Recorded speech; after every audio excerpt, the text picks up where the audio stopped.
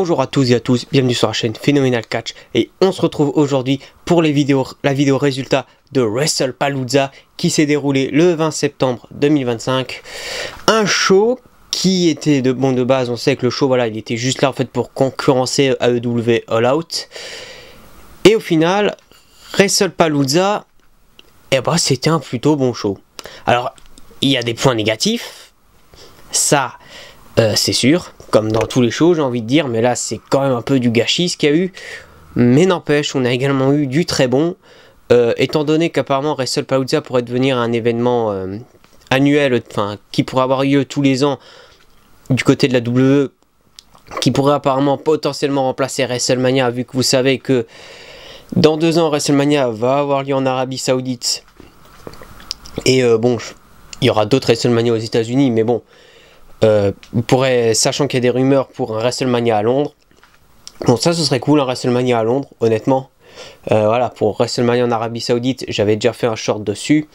Également, j'avais pas fait du coup de vidéo pronostic sur WrestlePalooza, enfin si je l'avais fait, mais en version short, si jamais elle est encore disponible, cette vidéo sur les shorts. Du coup oui, j'avais pas trop eu le temps, n'empêche, c'était un show que j'attendais un peu, enfin j'avais une certaine hype pour ce show, notamment pour certains matchs, et je pense que vous vous doutez desquels j'attendais plus. Ça n'empêche que le show avait une carte incroyable, mais ça manquait de construction. Beaucoup des matchs n'avaient aucune construction, enfin les 2 seuls matchs qui étaient vraiment bien construits, c'était 2 matchs tag. Donc voilà, c'est assez dommage, et comme dit, ouais, c'était vraiment dommage parce que c'est vraiment une belle carte. Mais sans plus attendre, on commence tout de suite par le premier match. Oui, et d'ailleurs, comme vous avez pu voir, désormais une nouvelle caméra, également un micro, mais malheureusement je suis obligé de tenir le micro en main, parce que le problème, si je le mets vers la caméra, en fait on m'entend pas bien du tout. J'avais déjà fait une vidéo du coup résultat de Clash in Paris, et justement par moment le son avait eu quelques petits problèmes. J'ai tenté de régler comme je pouvais. Normalement pour cette vidéo il n'y aura pas de souci, mais bon, du coup je suis obligé pour l'instant de tenir le micro en main. Mais bon, ça on verra par la suite, mais bon, c'est pas non plus urgent. Le premier match de la soirée, c'était nul autre que le match entre Brock Lesnar et John Cena, match qui à la base avait été annoncé comme main event. Et puis bon, je pensais aussi que ça allait être le main event parce que c'est quand même la grosse affiche de la soirée. Mais n'empêche, je trouvais ça plutôt cool de mettre ça en opener. Étant donné aussi la polémique autour de Brock Lesnar, ça reste quand même une affiche assez controversée. Mine de rien, je maintiens Lesnar versus Cena, ça reste quand même une grosse affiche. Je l'avais dit, je crois, aux alentours dans la vidéo résultat de SummerSlam. Lesnar-Cena, ça ne m'aurait pas dérangé durant la tournée d'adieu de John Cena, si on oublie les polémiques. Si c'était genre au début, genre je sais pas, à Chamber ou même à Backlash. Le problème c'est que là on est à la fin de la tournée d'adieu de John Cena, il lui reste quoi, 3-4 dates.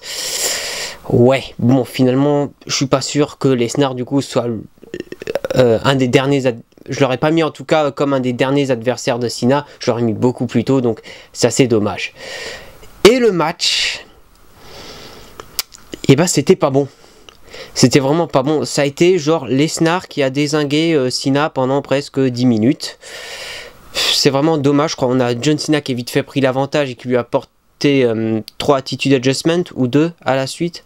Je sais plus exactement. Mais franchement, Lesnar qui démolit assez facilement Lesnar qui démolit assez facilement Cena.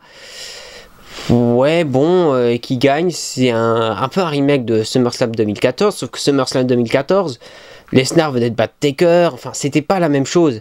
Il y avait un titre en jeu, et surtout c'était pas la tournée d'adieu de John Cena. Là, c'était, comme dit, c'est un des derniers matchs de John Cena, et c'était vraiment pas bon.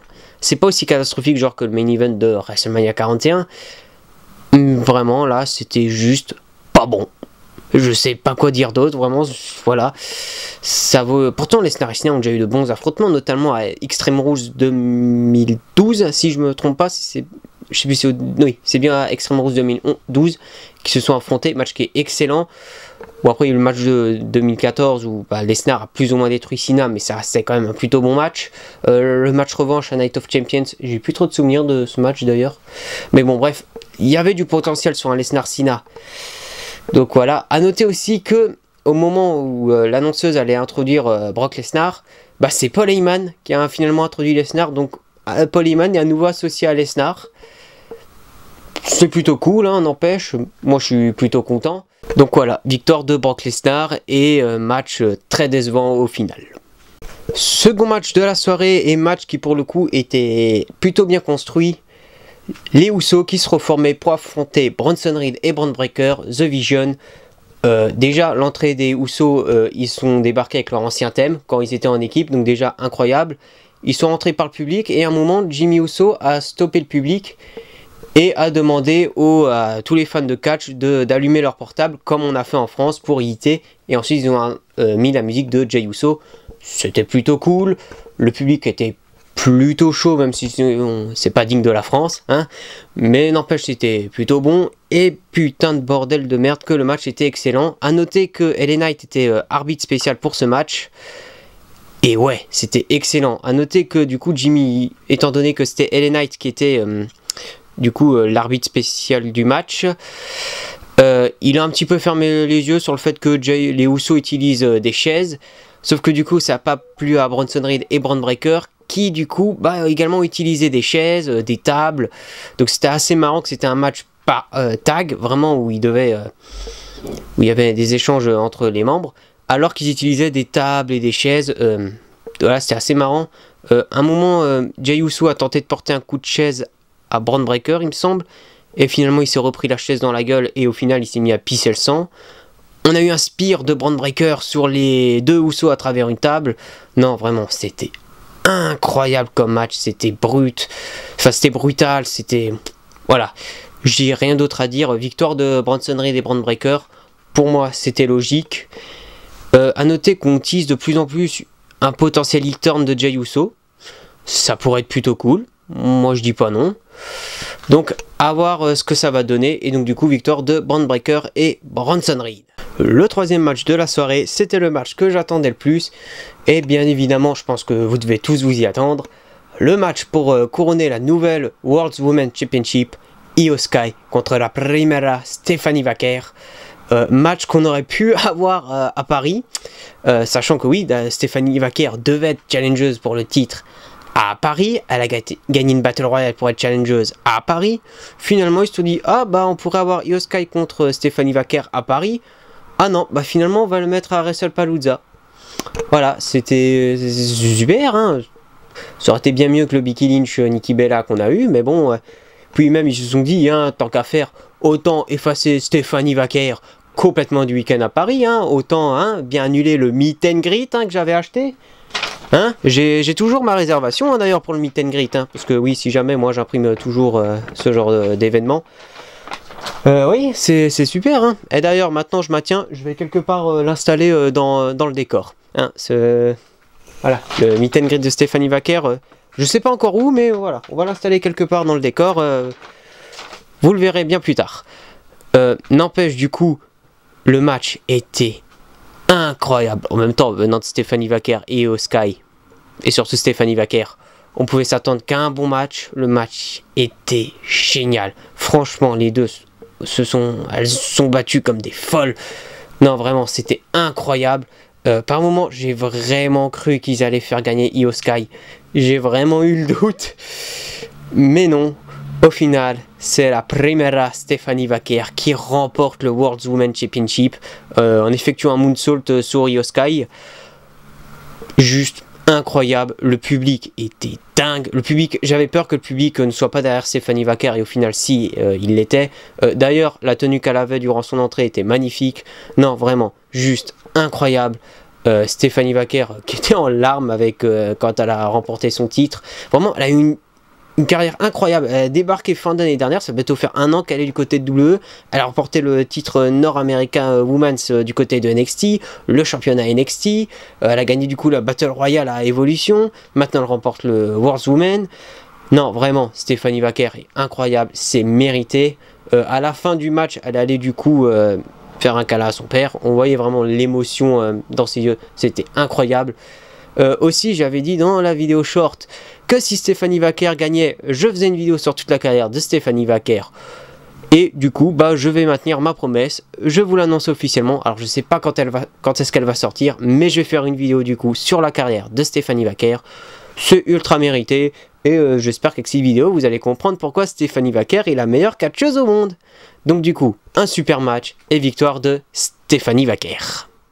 Le quatrième match de la soirée, c'était le Mixed Tag Team match Becky Lynch et Seth Rollins contre CM Punk et AJ Lee. AJ Lee qui a du coup fait son retour le SmackDown après Clash in Paris sous une incroyable ovation.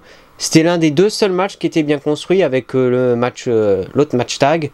Ce match tag là était aussi construit parce que, ouais, mine de rien, c'est vrai que le Stephanie Wacker Io Sky n'était pas non plus super bien construit, vu qu'on voit très peu de fois Stephanie Wacker à Raw, mais bon, ça c'est un autre problème. Donc du coup, ce match, bah, c'était le meilleur match de la soirée. Le match était incroyable. C'est d'abord Seth Rollins et CM Punk qui ont commencé. Joli travail de Rollins et Becky Lynch du coup sur Punk, avec Becky Lynch qui attaquait Punk dans le dos de l'arbitre. Donc du coup, on a un peu fait vraiment tarder l'arrivée de AJ Lee, mais au moment où elle est arrivée, elle a fait une incroyable prestation. Et au bout d'un moment, finalement, tout le monde est finalement rentré dans le ring. Et ça, c'est légèrement le point négatif que je trouverai à ce match. C'est que ça a été un bordel immense, mais le problème c'est que ça a duré un long moment. Autant dans l'autre match tag, ça pouvait s'expliquer par le fait que LA Knight était arbitre spécial. Là, c'est une arbitre lambda. Donc, elle aurait dû au bout d'un moment faire sonner la cloche, surtout que bah, AJ Lee s'en est pris à Seth Rollins, Becky Lynch s'en est aussi pris à Punk. Enfin, je veux dire, au bout d'un moment, c'était pas logique et c'était un peu dommage. Ça m'a un peu sorti du match.